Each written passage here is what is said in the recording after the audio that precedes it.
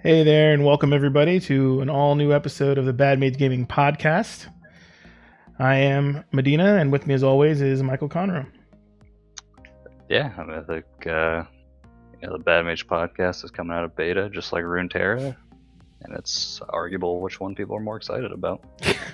Yeah, so you noticed another format change. I'm going to write that off to the fact that we were beta testing our podcast, and we have an official release, kind of close to the official release of Legends of Runeterra. So there you have it. Yeah, so I mean, we have, for the first time in a long time, we have a ton of content to talk about. So you kind of want to get into the last beta patch notes. Yeah, so I'm going to go ahead and pull up my web browser here, and as you can see, we have the patch 0.94 notes. Okay. So patch 09.4 features the final card updates of open beta, including buffs to Draven, Katarina, and Yasuo. Plus tweaks to expedition archetypes and some user interface improvements, which aren't negligible. I actually like the user interface improvements.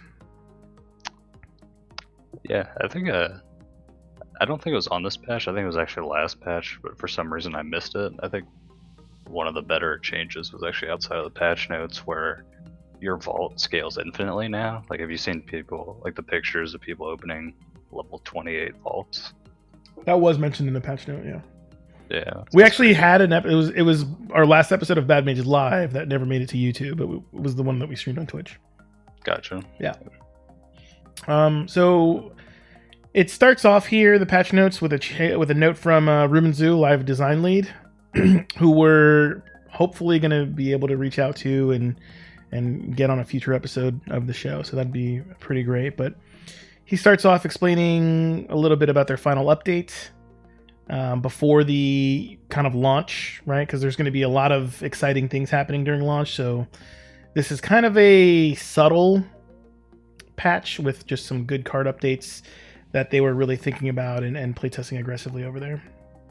Yeah, and that's they went into that when they kind of went over their roadmap probably a good amount of time ago at this point. This is supposed to be just like the tiniest tweaks right before new content, kind of get things in a position they're a little more comfortable with. Mm-hmm. And it probably has the new content in mind, right? Like, you would think with this close to release. I believe so. Yeah. So yeah, not too much there. Now we can jump into the meat and potatoes of the patch. Starting off pretty strongly with a Draven buff. Yeah, this is it is technically a buff. It's worded more like a change, but functionally it's gone from Draven needs to strike 2 times with a spinning axe to Draven needs to strike with 2 spinning axes, which means functionally you can play them both on the same turn. If the strike happens, he'll level up off of that. Mm-hmm. Seems like a good change. I mean, I think they were a little disappointed that no one seemed to actually try to level up Draven. Like, that was my experience, and I guess it's echoed in what they saw. I'd be interested to see how much this actually affects games. I mean, it's good to know that it can. It's still card disadvantage, which is not particularly exciting.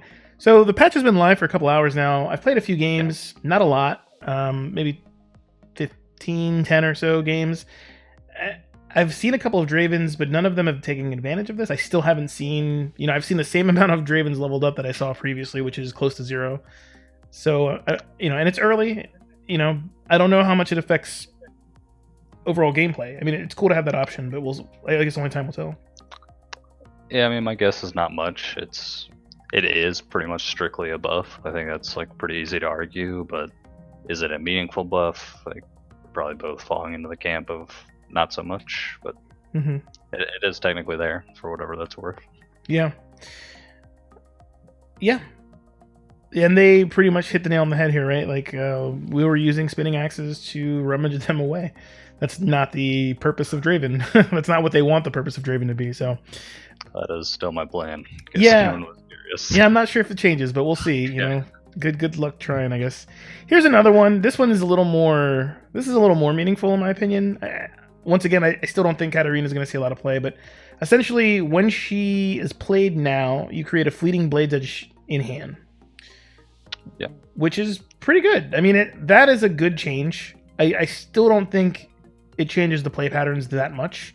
There aren't a lot of X1 decks that care if they lose one. You know, spiders aren't really going to care if they lose one spiderling. Right. You know, I don't know how much this affects the overall gameplay either, but it is a strong, you know, buff.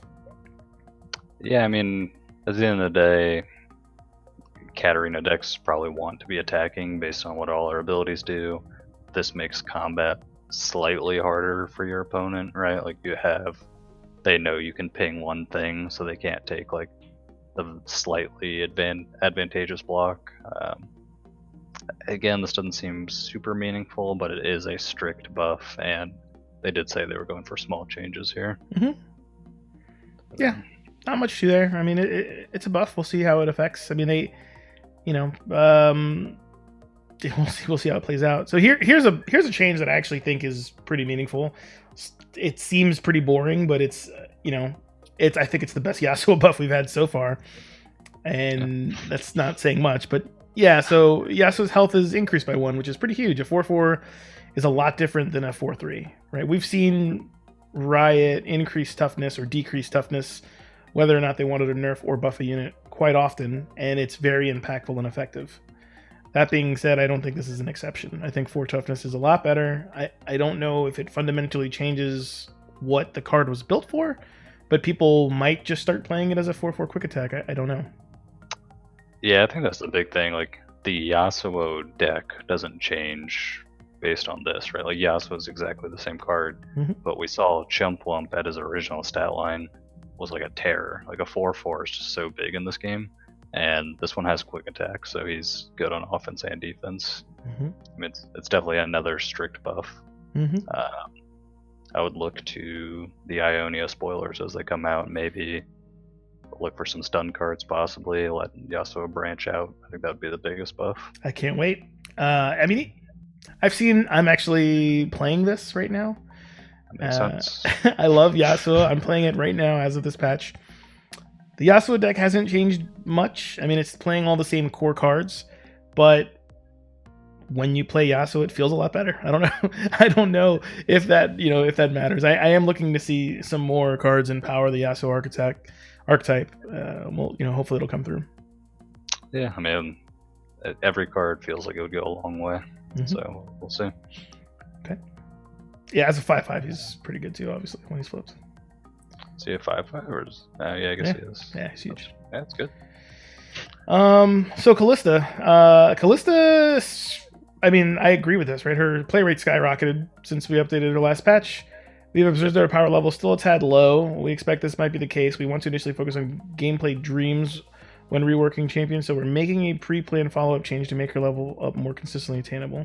So this is now 3 allies, which is a little concerning to me. I think 3 might be a little too low. I get what they're doing. Relics. Exactly, right? Yeah. Like, when she came out, a lot of people were exploring that play pattern and that deck, and it required 1 unit to die and then a haunted relic, and I was like, well, that's a little powerful. Now that it's just a haunted relic and there's no setup, I don't know. Yeah, it feels pretty good. I mean, there is a potential play pattern where you go like 1 drop 1/1, or maybe you don't. I don't know. You bank 2 spell mana next turn. You play Callista, you play the relic, and you have a 5/4 with Fearsome that's gonna start having a damage shield, and that's pretty powerful. Yeah. It requires a couple of cards, but either way, 3 allies is a lot less than 4. Right, yeah. We'll see. I'm curious. It's possible that maybe that archetype that it's empowering isn't very good. That interaction on its own might not be powerful enough. We'll see. I mean, it does seem powerful. I mean, I like the push. I like to see buffs. I always like to see buffs rather than nerfs. So we'll see where it leads. I mean, there's a card we'll be talking about in a little bit that is really interested in playing Haunted Relic. So exactly. Maybe there's a little stew cooking. Yeah. All right, followers and spells.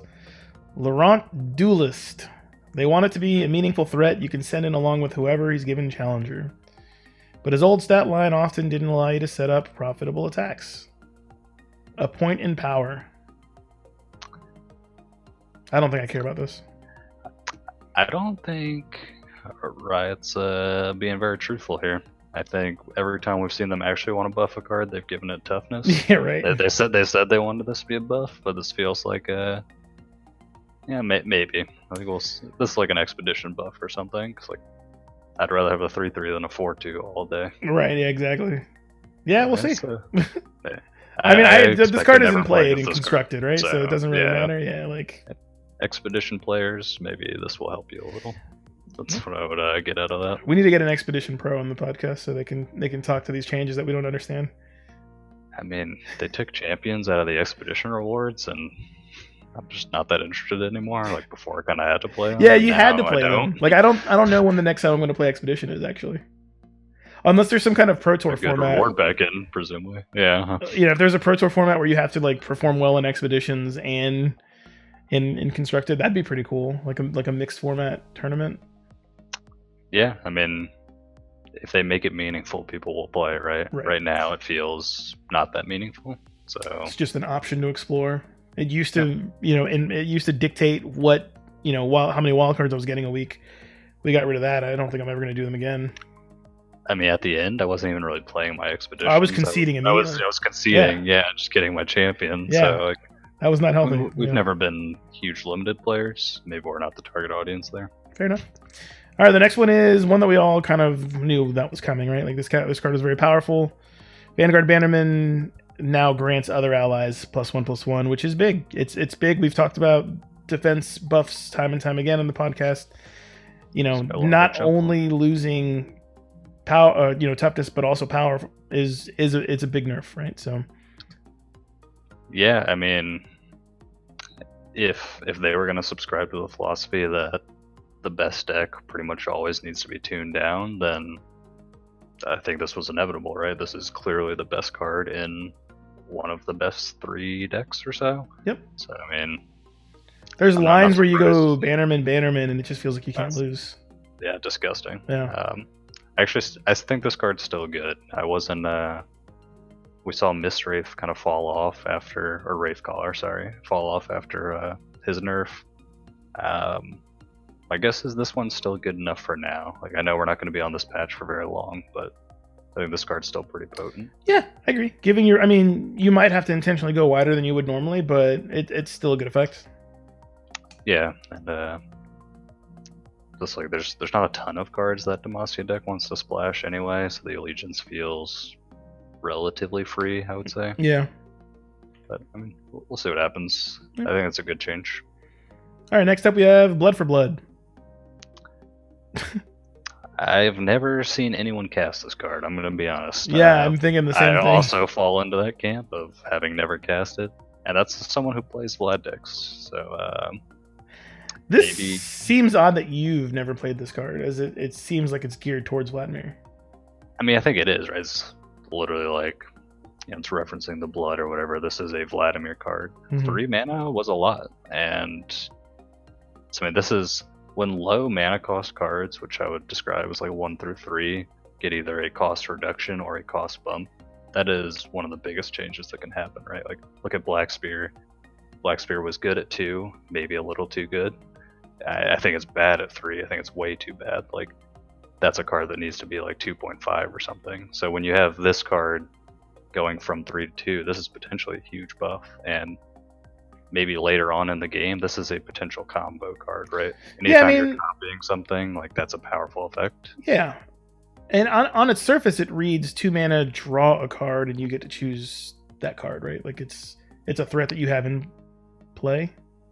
Yeah, I mean, this is potentially like, if you get to do this to your 4-drop, right? You're spending 2 mana to summon a 4-cost minion, basically. Like that's really powerful. The ceiling on this card's high.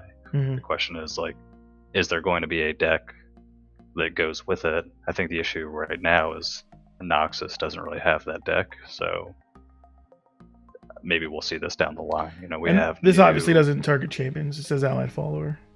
Yeah, which, thank goodness, is what I would get out of that.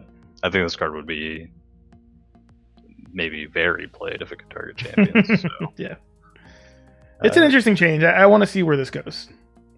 Yeah, I mean, for now, I'm for it. Maybe we'll look back in years and be like, God, this card's in every Noxus combo deck. Like, what are they thinking? Like, way too low opportunity costs. But right now, we're not there. Yeah. All right, next is Kato the Arm, health increase to 4. I mean, I played against a couple of these already today. I'm not sure if it's actually good or if people are just testing it out. I mean, the effect is good. Giving a supported ally plus 3-0 and Overwhelm is huge, and being able to survive more turns in combat because your toughness is higher is also pretty huge. It's a good buff. Yeah. What kind of decks were playing this card against you? So I saw like a lot of the big toughness, like there's the X8 that when it survives combat, it gets bigger. Yeah, and then there's another one when you attack, all battling allies take 1 damage. I saw a lot of just big beefy guys. I don't really think their abilities mattered too much more than that they were just stats. Right. Okay. I don't know if those are good. I mean, I've seen different ones. I also saw one that was like a Katarina deck that was playing Kato. I don't think the goal was to Kato a Katarina. There was a there. Yeah, that's pretty much what I've seen it in so far. Yeah, I mean that's what they say the card's designed for. So I'm curious to see if it gets some spots. I don't think those decks are in the best spot, but part of the issue when I played those decks is you need to give these like overstated can't block creatures Overwhelm because it's the only form of evasion that is in that region. Yeah. So I mean, in theory, this is a card they would want to play. It gives a big attack boost to minions that already have a lot of attack, and it gives them Overwhelm. So we'll see. It's this would be a good top end card, maybe leading into your Darius. Yeah, I could definitely see that. And I think Darius was a champion. I just didn't see the line come together in the decks that I've played against. Yeah, and those decks have no draw power, right? So they're gonna get what they get in the first 10 cards. So Avarose and Trapper, its health was increased to 3, and its power was also increased to 3. Also increased to 3. So it became a 3/3 from a 2/2. I mean, that is a objectively big buff. We saw, what's the Ionia card that gives +3/+3 to a card in your hand? Jeweled Protector. Yeah, Jeweled Protector. That got a +1/+1 bump. Went from a card I literally never saw to a card I saw a lot very quickly. It went from a card that I didn't play as a 3 of to a card that I played as a 3 of. Personally for me. Sure. But I get it. I personally don't think this one's quite there yet. I don't think the effect's good enough, but what does Yetis need? I feel like you don't see a world where Yetis are good. What does Yetis need? In my experience, it's just like it's too random on when you get the Yetis. The best card is the one that's if you have a Yeti, summon a Yeti. It's a spell. The fairy tale story time, whatever it's called. Yeah, like that's like we don't even know what the card's called because we don't play expeditions. But like. I think they need to consistently enable that, and even this card is the Yeti could be 3 cards down. Yeah, that's too slow. You're dying to the aggressive decks in that time. Yeah. Or it's like turn 6, and as Karma has kind of like regained control of the game, and you're finally getting your Yeti synergies online. Like that's not enough. Yeah, that's true. Yeah, I mean, Starlight Seer 2/3, right? This is a weird card to me. I've always thought this one was a little, maybe not out of place, but it was just like my Freljord early game was always minion based, so I didn't feel like I was taking advantage of this card. Maybe there's like a P and Z Freljord deck down the line somewhere that wants this. I think the trick about Starlight Seer is if I'm in. So like the way that I imagine this plays out is I play a Starlight Seer turn 2. And then for the next couple of turns, I'm playing prep spells like Ramp or Life Gain or whatever I need to do to set up my game plan. And my payoff is a large threat. And I don't know if I care about that large threat just having like +3/+3 or +4/+4. I think it needs some keyword or some something else, right? Like if this was like, put a charge counter on a creature, and then whenever you played that creature, the charge counter drew cards equal to the charge counter. So something more relevant than just something that allows my opponent to chump block. Yeah, I actually, in almost every instance, I like the health buffs. I'd rather see a power buff here. I think on 2-drop specifically, like I'd rather have the option to trade with an Elise than have a 2/3 that's not great in most matchups, it feels like. This gets farmed by Fiora, it doesn't block fearsome units. Obviously it doesn't block elusive units. I don't know, this just doesn't feel like the body's relevant enough, or that there's an archetype that actually wants it. Yeah. Yeah, I agree. I don't think this, as is, I don't see this changing anything. I agree. I mean, well, at least with the current card pool, that's what I'll say. Yeah. Warding Stone's health also increased to 4. Sure.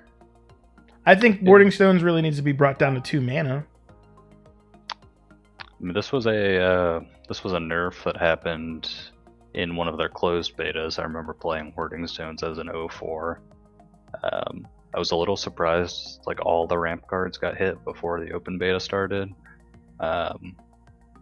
And I think you could really tell, like Freljord was really good in open beta. It's kind of been pretty medium from what I can tell the whole time, like the last couple months. Maybe this will help it a little, but Catalyst still being 5 is, like the ramp decks are a lot worse than they used to be. Yeah. Than used to be being like a long time ago, maybe before most people played the game, but that like sneak peek of them, I guess. Yeah, shady characters next. Pick a follower, transform me into an exact copy of it. It's cool effects. Health increase to 3. This is in response to fast-based removal. Yeah, I think this is actually a good change, and this is we saw earlier with Blood to Blood, now shady character. There's a lot more ways to duplicate followers potentially than there was before, right? So, I mean that's an effect I've seen be potent in some other card games, and so that's something to keep an eye on. Here's the thing about other card games, though. This is, I don't know what the future card pool has in store, but other card games don't really limit. Like, we have champions and followers.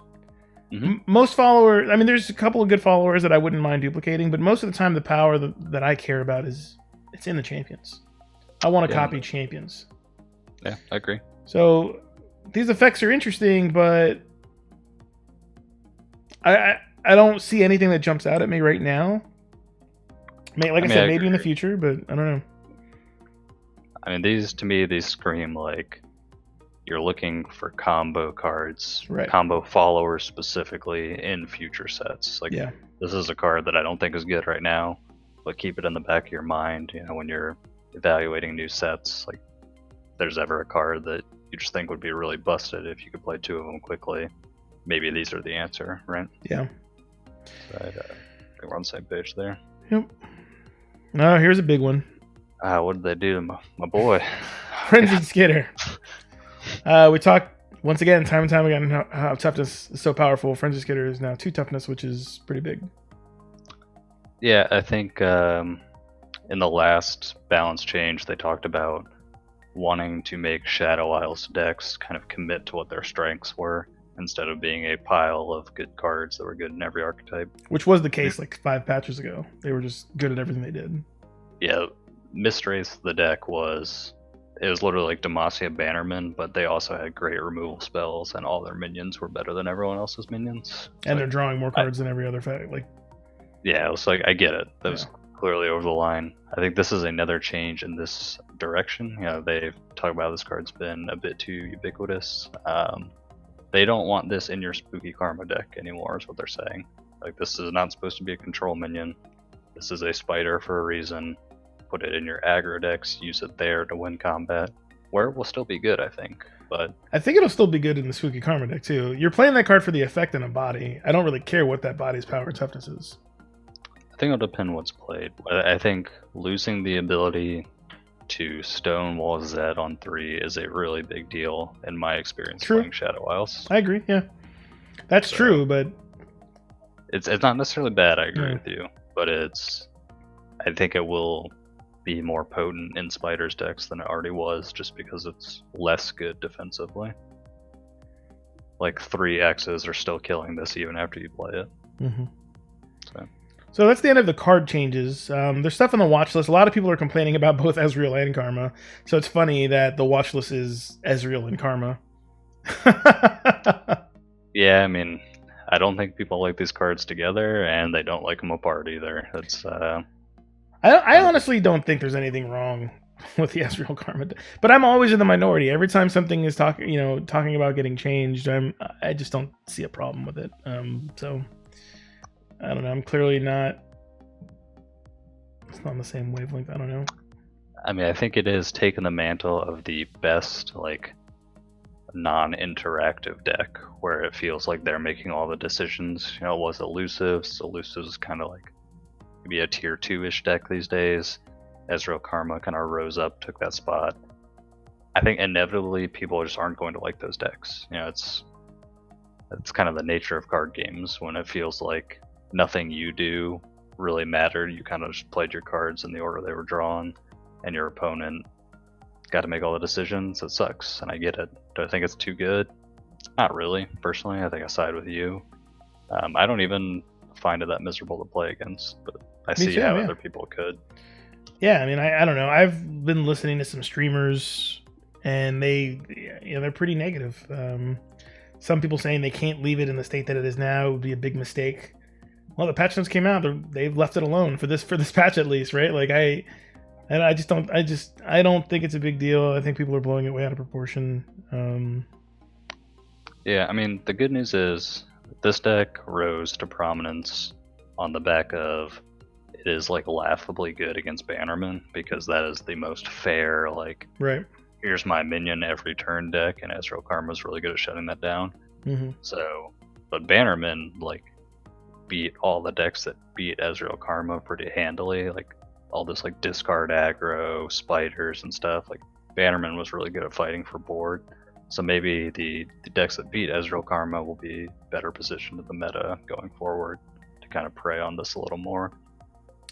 Makes sense. The rest of these they claim clarity, but I'm pretty sure they also work differently.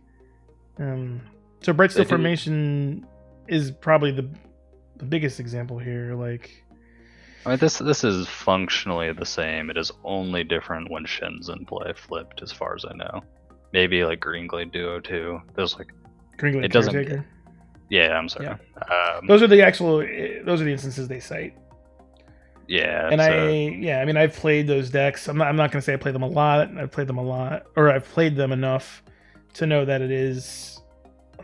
I hate to use the word nerf because it is a nerf. It's a change. Yeah, I mean, all the instances are either the same or worse than they were before. Right. The good news is every time you play Bright Steel Formation, you usually win, or you were going to lose anyway. Yeah, that's true. That's also true. Yeah, this is a really good 9-mana card. Yeah, the 9-mana cards, I think they've done a good job of making in general in this game. Yeah, I'll agree with that. I mean, they're all very impactful. Like, they feel like game-ending threats. Yeah. The next one is a strict buff, as far as I can tell. It used to be if you would get a Swiftwing Lancer while you were playing like the Shadow Isles deck for some reason, maybe you took it with Possession and it died. That's the example they use, actually. You didn't get anything because it would only give you cards from your region, but now it will still give you an elite even if you don't have Demacia as one of your 2 selected regions. Depends on how you define buff. It's a change. It is a buff to people who didn't have this card in their deck. I was about to say, I don't want my it. opponents to have card advantage when they kill creatures, right? Like, Shadow Isle Gang says this is a buff. Okay, so. Gotcha. All right. Trifarian Assessor here. Yes, changed from a play to a when I'm summoned. So it's also changed. We get some Chronicler Ruin right combos going, maybe. Get some revives. Maybe we can bring it back with a flipped Callista who has 5 power. Yeah. I think this is a pretty good change. Yeah, I mean, I don't like how they separated these patch notes. and they say clarity when they are fundamental changes. They are changing. Yeah, It's not just a change. it's not just a cleanup or it's not. They're just not sweeping up things. These are card updates. I don't know if I like the distinction here. I'll agree with some of these. Some of them do feel kind of like clarity. This one just feels like a blatant card change. Like that they literally changed one mechanic into another. Yeah. But either way, I think this is a interesting change. I'm glad to see Noxus touched like multiple times in this patch notes. I've kind of been saying they're the weakest region for a while. Yeah. So, any help is good help in my opinion. So Shark Chariot looks like they have a lot of examples of what's happening here. So yeah. So I think functionally what's happening here is before Shark Chariot was a little confusing when I talked to new players because they thought like I get rid of the Shark Chariot's ability while it's in play. That's the end of it. But that's not actually how Shark Chariot worked. Like Shark Chariot's ability only worked when it was already dead, and it didn't matter what happened to it beforehand. Yeah. But now it is the actual act of it dying, and it has a last breath effect, is going to be what keeps bringing it back. I think that's a good change. Yeah, I do too. It wasn't a good card in the sense that I played against it a lot and was like, man, Shark Chariot OP, but it was kind of an annoying card, and it was weird that there was like no way to interact with it. So I like that there is a way in case, you know, Shark Chariot rises to prominence. Mm-hmm. So. Yep. So the rest is expedition archetypes. Yeah, this is the wrong podcast to get high level expedition talk. I mean, we'll link the notes in the we'll link the patch notes in the show notes for the YouTube video, but I don't want to pretend that I know anything about expedition, so you guys can read that when we go here. It looks like a lot of stuff has changed, so if you're excited about expeditions, you should or should not be excited for that, depending on you probably know more about expeditions than we do. I do like the new notification feature. Have you logged into Runeterra today? Yeah, I was on today. I think that's a really cool feature. That's like a really cool place where they can communicate with players. You know, you get a little, and it's just there, right? Like it's alerted when you haven't selected it, and then you can always click on it to see what they're saying. That's a really cool hub, a really cool way to introduce notification. Also, this is something we've actually talked about on the podcast. PC players can now click on a card to mark it for replacement during Mulligan. That is really smooth. Yeah, it's just makes sense. It is so smooth. Like huge, and the replace button's small. I accidentally clicked on a card and it just marked it for replacement. And I was like, "Ooh, that's what I've been looking for." Yeah, that was clean. That was really clean. Like that. Oh yeah, so that was really cool. Region Road visual updates, pretty cool. So this is also an issue that I've had before on Windows. Trying to start lore from the lore.exe file in your programs folder may cause a crash. To avoid start lore by using the shortcut made for you during install, or by using Legends of Runeterra listing on your start menu, should be fixed in the next patch. This is an issue that I've had, so I'm glad that they're aware and they're fixing it. Yeah, I will say I don't know how I feel about, again, going into how this patch notes was written. Like, Static Shock can now be cast on a singular target, and they said that's a bug fix. That didn't seem like a bug to me. That seemed like how the card was working. Neither does Shadow Shift. Yeah. That actually came up last night. I was playing, and I asked our friend Bucks, who was on Discord at the time, and I said, "Hey, this fizzles if I Shadow Shift, right?" And I was reading the card, and I was like, the wording is a little ambiguous because it says, you know, it takes its place, but then like every other card game, it's like a Z, right? Like this is you know, X and Y, right? It's a completely different target, so I imagined it fizzle, and it did fizzle, and that felt right to me, if not a little bit confusing based off the wording. But now they're saying that their original intent was it to not fizzle, and I don't like that, but that's whatever. Yeah, I'm not convinced that was their original intent. I definitely believe it's now their intent for it to get hit. Right, exactly, yeah. I feel like they just wanted to change it, and it's like, yeah, bug fix. Right, yeah. Like, as someone who's played with ninjutsu, that made sense to me. Yeah, no, me too, exactly, yeah. I didn't think about it as ninjutsu literally until last night, which is funny that you mentioned that.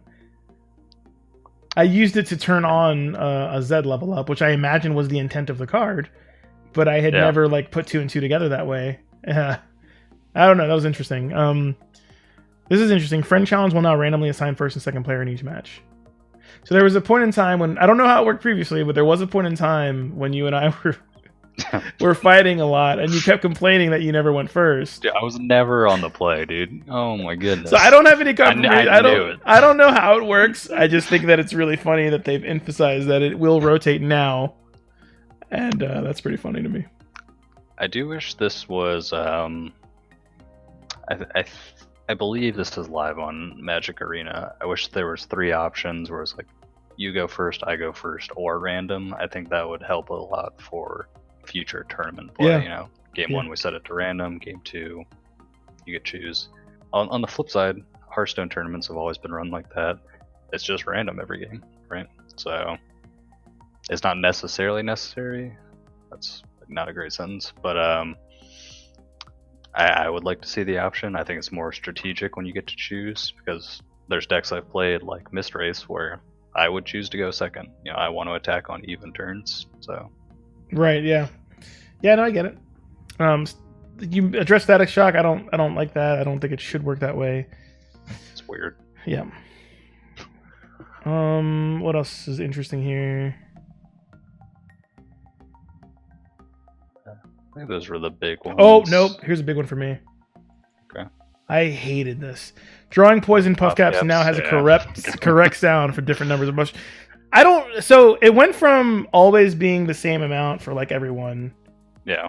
and then it went to 1,000 different shroom sounds for even one mushroom, which is Okay. so annoying. So I'm glad that we have corrected this. Whatever happened to make that happen, I'm glad it's gone. The rest are VFX changes. Yeah, I think Yeah, that's it. nothing else looked huge. So, Cool. I mean, mostly good changes. Yeah. Patch notes were a little weird. Probably we can agree on, but